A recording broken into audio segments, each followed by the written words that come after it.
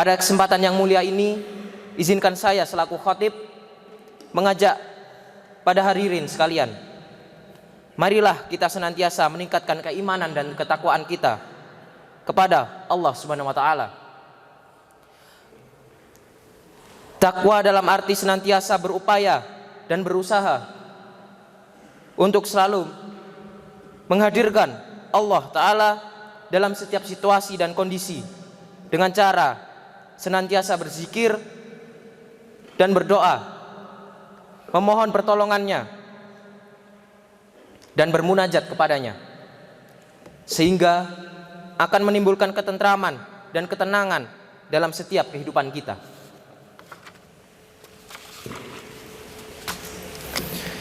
Kaum muslimin jamaah Jumat rahimakumullah, surat An-Nas adalah surat yang agung. Surat ini merupakan salah satu surat Al-Mu'awwadzatani, yaitu dua surat yang mengandung permohonan perlindungan.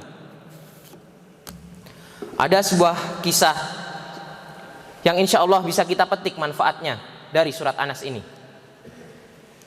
Diceritakan bahwa ada seorang mahasiswa yang berkuliah di daerah Semarang sana, yang dimana jarak kosnya antara kuliahannya lumayan jauh, sehingga dia mengambil resiko melewati jalan kecil yang berbahaya, gelap, mencekam, dan menegangkan. Diceritakan pula pemuda ini adalah pemuda yang soleh, pemuda yang agamis, serta senantiasa membaca surat Al-Mu'awwadzatani. Namun pada suatu hari ia lalai, ia lupa terhadap Allah Ta'ala, sehingga dia tidak membacanya karena sebuah faktor. Lantas, apa yang dia dapatkan di hari itu? Di hari itu, dia mendapatkan musibah yang berlimpah, sesuatu yang mencekam, membuatnya tidak tenang, dan lain sebagainya. Ma'asyiral muslimin rahimakumullah, bukan saya menakuti kalian semua. Jika tidak membaca surat An-Nas maka akan terjadi hal yang buruk. Tetapi sebaliknya, saya mengingatkan dan menghimbau bahwa kita sebagai manusia hanyalah berlindung kepada Allah Ta'ala dengan salah satunya mengamalkan surat An-Nas. Surah ini berada pada urutan terakhir Al-Quran sebagai penutup surah-surah yang ada. Surah yang berada pada urutan 114 di Al-Quran dan memiliki 6 ayat. A'udzu billahi minasyaitonir rajim. Bismillahirrahmanirrahim. Qul a'udzu birabbin nas, malikin nas, ilahin nas, min syarril waswasil khannas, alladzi yuwaswisu fi sudurin nas, minal jinnati wan nas. Surat An-Nas terbagi menjadi dua bagian, yaitu yang pertama, memperkenalkan Allah Subhanahu wa taala. Dalam 3 ayat pertama, Allah diperkenalkan melalui 3 identitas utama, yaitu Rabb, Malik, dan Ilah. Jika diteliti dari ayat pertama hingga ketiga, fokus utama diberikan untuk makhluk yang bernama manusia. Betapa jelasnya kasih sayang dan istimewanya manusia yang diciptakannya. Qul a'udzu birabbin nas. Yang pertama, katakanlah wahai Muhammad, aku berlindung kepada Tuhan yang memelihara dan menguasai manusia. Allah sebagai Rabb bermaksud Dia sebagai Maha Pencipta, pemilik, pemelihara, penguasa, pengatur rezeki, dan lain sebagainya. Dipamerkan kasih sayangnya kepada makhluk ciptaannya, di mana Dia sebagai Tuhan yang menciptakan. Malikin nas. Kedua, Raja. Raja yang menguasai dan memerintah manusia. Perkataan Al-Malik bermakna Allah sebagai Raja yang maha memimpin, menjaga, menguasai, hakim dari manusia. Ilahin nas. Tuhan yang disembah manusia. Tuhan Al-Ilah, sesembahan manusia, mengandung arti bahwa Allah lah yang paling dicintai. yang paling ditakuti, yang paling ditaati dan disegani, sebagai sumber pengharapan dan satu-satunya zat yang berhak disembah dan diibadahi.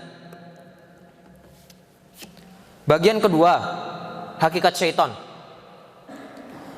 Bagian kedua surah ini menceritakan hakikat syaitan, musuh kita yang lemah pada azalinya, namun jauh lebih kuat daripada hati-hati manusia yang tidak mengenal Tuhannya.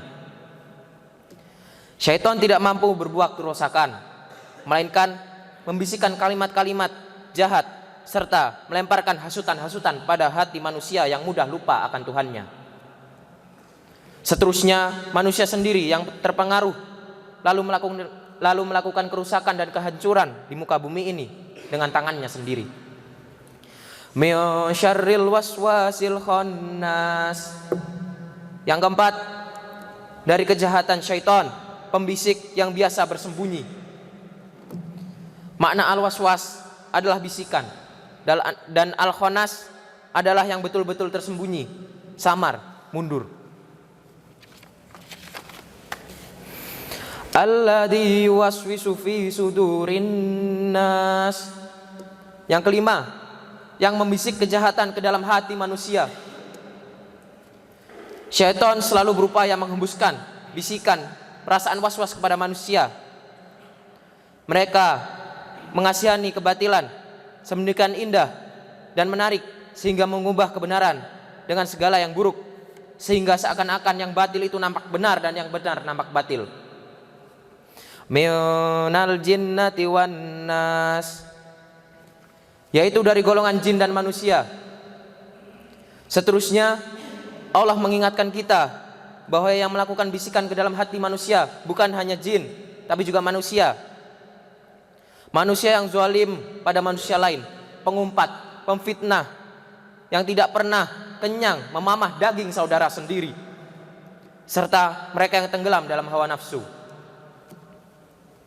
Keledai Nabi Muhammad SAW terjatuh. Lalu aku mengatakan, celakalah syaitan. Lalu Nabi bersabda, janganlah engkau katakan celakalah syaitan, sebab jika kamu mengatakannya, syaitan akan menjadi semakin besar. Namun apabila kamu mengatakan bismillah, maka dia akan mengecil sehingga menjadi sekecil lalat. Hadis riwayat Ahmad.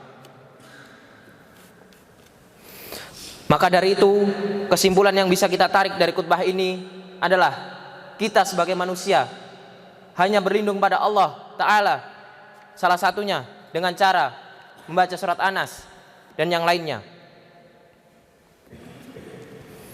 Barakallahu li wa lakum fil Qur'anil adim wa nafa'ani wa iyyakum bima fihi minal ayati wa dzikril hakim wa taqabbalallahu minni wa minkum tilawatahu innahu was-sami'ul alim.